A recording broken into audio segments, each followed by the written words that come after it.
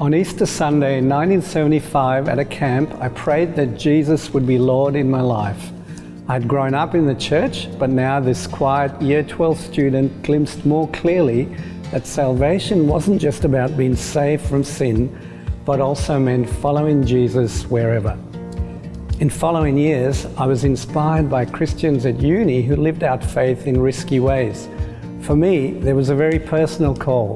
Would you serve me where the needs are great, even if that was far from all that's familiar? In the next 10 years, I switched paths from a career in accounting to a BUV degree. I married Margaret, then said bye to loving parents to go to Benin, West Africa.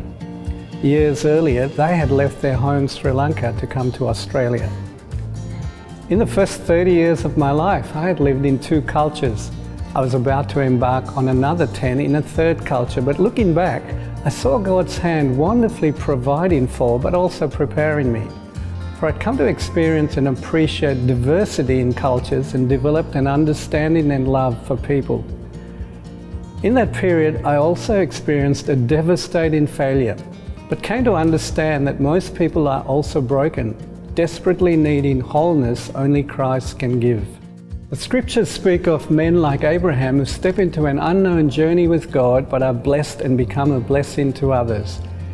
In Benin, there was the joy of seeing fruit in a young church breaking from animistic roots and embracing the God of Abraham, and the vibrancy and practical value of the scriptures for life.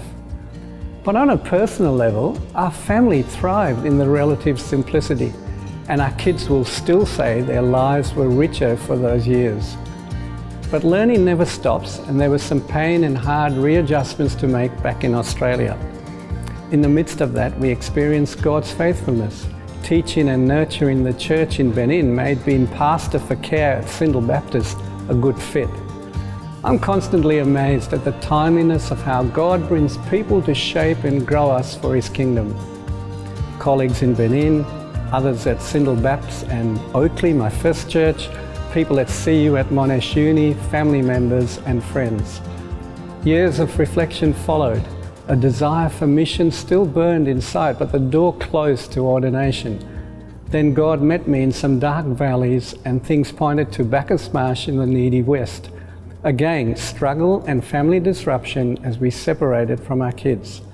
The church embraced us and our desire to impact the community around us. Reading and study and grappling brought a renewed sense of call.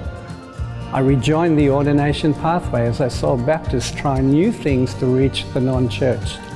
This was bigger than one church alone, and in a world suspicious of the church, the equipping of God's minister needed to be in a broader context.